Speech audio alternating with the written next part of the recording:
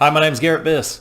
So the other day I was going for a walk and I was thinking about my life and reflecting on many of the experiences that I've had in my journey with substance use disorder and with recovery.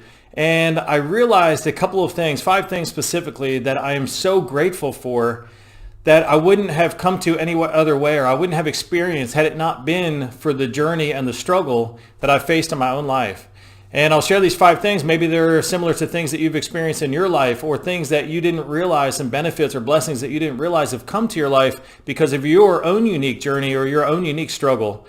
So to kind of explain what was going through my mind, I was taking a walk and I was thinking about this old parable that I heard one time. As the parable goes, there's this, maybe you've heard some version of this, but there's some fancy businessman that comes from New York and he goes down to Costa Rica to vacation with his family. And he notices, as he's hanging out on the beach and sitting there for a couple days, he notices this local fisherman who comes in about, as the sun comes up, this fisherman goes out, he catches his load of fish and he comes back.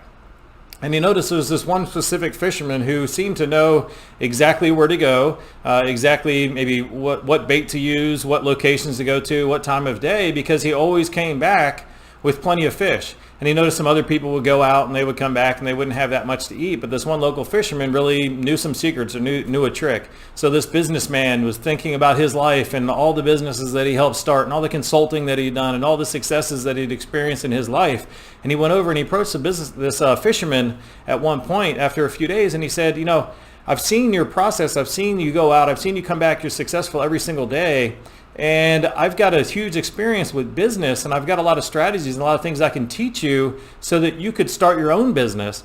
And with what you know, with the tricks that you know and your understanding of the terrain for fishing or the places to go around here, I'm pretty sure you could be an extremely successful fisherman and run a very good business. And let me explain what that would look like. So you bring on some part-time help and they go out, and because you have some help, you're able to catch some more fish and you can bring those back, take them to the market, sell them, get some money. And then after a while, maybe you take on some full-time help. And then as your business continues to grow and you get more fish and you earn more money at the market, you can buy a bigger boat. Maybe someday you can have 2 boats going out and bringing back 2 boatloads full of fish. And then eventually you can, have a couple of boats, and then your empire will grow. Maybe you start a market and you can have your own place where you sell your fish. And then you can grow to a couple employees. Maybe you have a dozen people working for you. And then tell you what, in just a couple of 10, 15 years, you can really grow a sizable business. And then you can sell that business and have enough money to do whatever you want for the rest of your life. Then you can just take off and you can go relax, lie around on the beach, do whatever you want. And the fisherman's response was, well, now I wake up when I want to. I go and I fish for as long as I want to. I come back and I have everything that I need and all my wants are satisfied and I'm really enjoying my life. So why would I go through that process? Why would I go through that struggle? And for a long time, I would think about this parable and it would really make me question, some of the ambitions that I had in my own life, some of the things that I've done and some of the projects that I've taken on.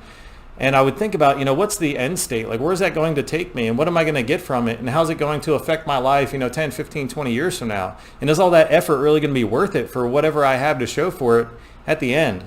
And it really made me question. It's something I ponder a lot. And that's probably what I was thinking about the other day when I was going for a walk.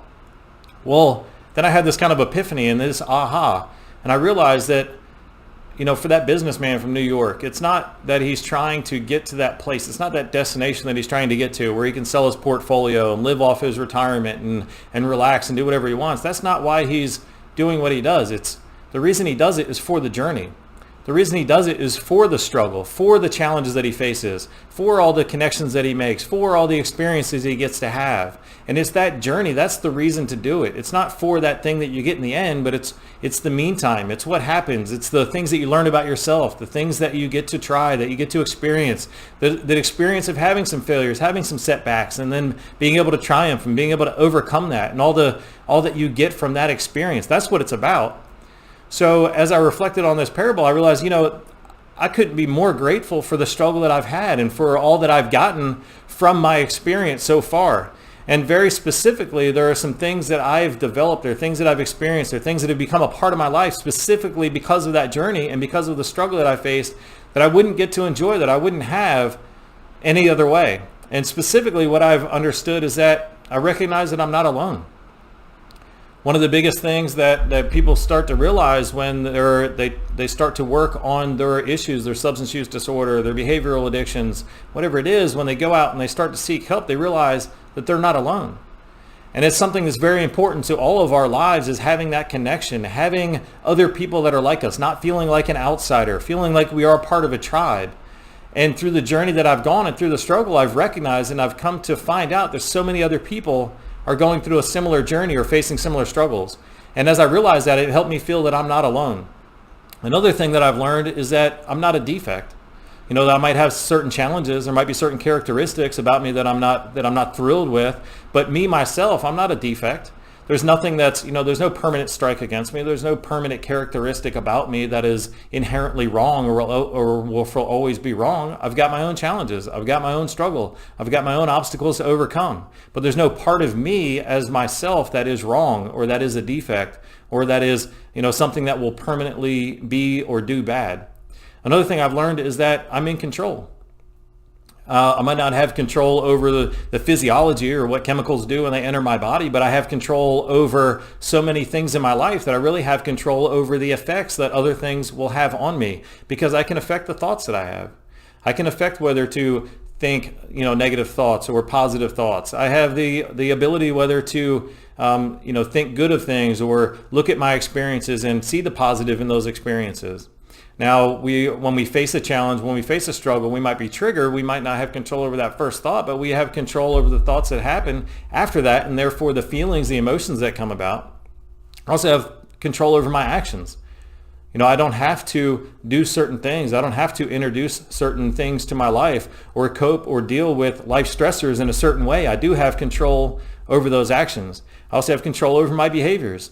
There's certain behaviors that keep showing up in my life. I have control. There's things that I can do to change it. I can seek help. I can try different things. I can try new actions. I can change my thoughts, and I can change the behaviors that I have. And if it's something that's hurting me or harming me or holding me back, I can change it, and I can become different, and I can grow. Another thing that I can change is my beliefs.